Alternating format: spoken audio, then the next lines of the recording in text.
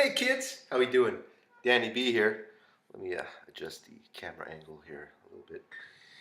So, today I'm going to show you a little lesson on basically one tiny idea of how to learn your fretboard.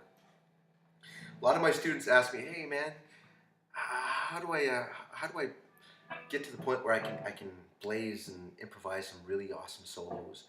How do I learn Slash's solos? How do I learn Eddie Van Halen solos or you know Guthrie Govan or whoever shreds and whoever interests your earbuds, if you will." Um, well, it's not rocket science. I'll tell you what you got to do, kids. You got to learn your fretboard. Now, you look at this, it can be intimidating because most of the guitars that we play have 6 strings, and the standard fretage is like 22 frets on electric guitars most of the time. 21 or variations of that, Strats. Most Gibsons are 22s. Anyway, regardless of how many frets you have on your fretboard, you need to learn it to make sense of it. And basically, it's like learning how to drive or learning a new city. You get a map and you learn the streets to get to and from wherever you want to go, and then you learn. That's how you get to point A to point B. And it's kind of the same concept on a guitar. As opposed to a piano or a keyboard where you have white keys and black keys, clearly outlining the difference between the C major scale and then all the accidentals, which are the middle notes or the in-between notes, if you will. On the guitar, it's a little bit different. Everything's kind of in line one fret at a time.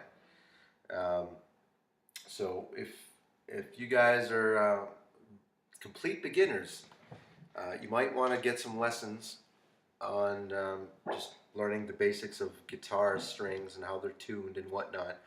But I'll tell you right now, we're just going to take a look at my 6th string. I'm going to break down this little lesson on 1 string.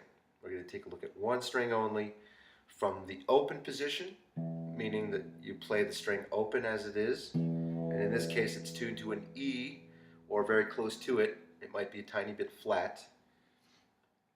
Flat, for you who don't know what that means, just means it's a little bit lower in pitch. Sharp is the opposite. Sharp would be a little bit higher in pitch.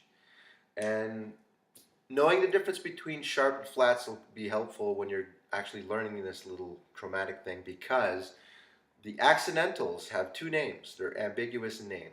Yeah, that's my word of the day, ambiguous. And I think I'm using it the proper way. But basically, it's 1 note with 2 names. And one of the names will be sharp and the other name will be flat. And you'll see why in a second. So first of all, let's start with E. And then the next note in line is straight to F. The next note, or the next letter in the alphabet, F. Okay? Now that's one of the exceptions that don't have flats or sharps between E and F. That's one of them. There's another one, we'll get to it in a sec. Okay, so after F, we're going to sharpen that by a semitone. Hence the name F sharp. That's a little too crunchy. F sharp on the 2nd fret. On to the 3rd fret. Okay, we're done with F and F sharp. We're going to go to G. Okay, we're going to sharpen G by a semitone. G sharp. Okay, we're done with the G's, G and G sharp. We're going to go to the next letter name. In this case, it's the first letter of the alphabet. You guessed it, kids, it's A. Okay, A. We're going to sharpen A by semitone. A sharp. We're done with A and A sharp. We're going to go on to the next letter, B. Now, here's the other exception. E and F, B and C. So right after B on the 7th fret here, we've got C. Okay, so those are the only 2 exceptions to that rule, sharps and flats. And that applies to, it's like that on the piano as well. Okay, E and F are 2 white keys right next to each other. Same with B and C. There's no black key in between them, separating them with another tone, or a semitone, I should say. So after C, we go to C sharp on the 9th fret. C sharp. 10th fret, the next letter in line, D as in Danny. Dan, D. Sometimes my D's sound like E on camera. Okay, after D, we sharpen that one by a semitone, we get D sharp. And after D sharp, well, we're out of letters, you would say. Whoa, we're back to E. Come full circle or a full octave. And this is the 12th fret on the guitar. That's E again. E open, E at the 12th fret. Okay, now we're going to descend this chromatic scale and use the flat names so you get to hear and understand what the flats are. Now remember, those flat names basically were sharps earlier. Again, 2 names, 1 note. So E, we're going to flatten that by semitone. E flat, which is also D sharp. Back to D, D flat, which was C sharp earlier. And then down to C, and then C flat. Oh! No C flat, kids. B.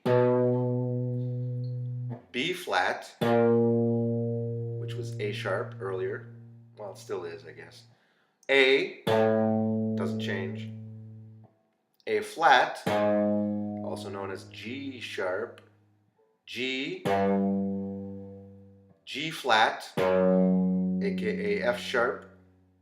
F, and back to E. Just like that, kids. Now that is just one simple way to start learning your fretboard. 1 string at a time, 1 fret at a time. Now if you're not really sure just all by yourself in your room looking at your guitar, well, what note is what? Well, if your guitar is tuned properly, first of all, and most electronic tuners will help you be able to tune that to a pitch.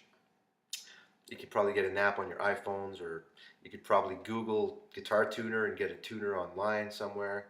There's ways. I mean, compared to when I started out, which is not that long ago, but long enough ago that we didn't have all the gadgets and technological advances that we have now today. So count yourself lucky, kids. Now, you can also use a piano keyboard. Find an E. I'm not going to go into which one it is on the piano, but find a way to tune your guitar properly, and then 1 string at a time, go through every fret and learn the notes. Repeat the process for every other string, and next thing you know the fretboard. Now here's a cool exercise using all 4 fingers that I like to show my students to kind of help them warm up. You can use this as a warm-up exercise, even kind of help your left hand or your right hand, whatever you play with, gain some dexterity. So it's basically you go every 4 fingers, and then once you're done with all 4 fingers, you're going to shift with the next available finger. So for example, if I'm done with my pinky, I'm going to come and take the next fret with my first finger and repeat the 4-finger process and all the way up to the 12th fret. So you should end up with your pinky on the 12th fret. Descending is just the opposite. So once you're done with the first finger, shift down with your pinky. Okay? I'll do it nice and slow. Awesome exercise to develop dexterity in your fretting hand, and it's a good way to practice that chromatic scale.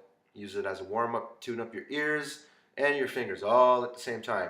And you can use all downstrokes in the beginning when you're just starting out, or you can do alternate picking for every stroke. For you guys who know what alternate picking is, just down, up, strict alternate picking. Check it out.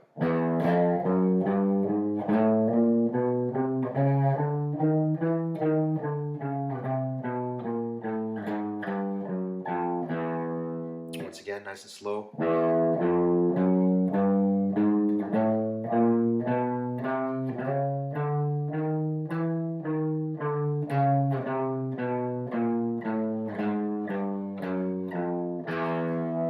I'm Daddy B, kids. Take care and have a good one. Yeah.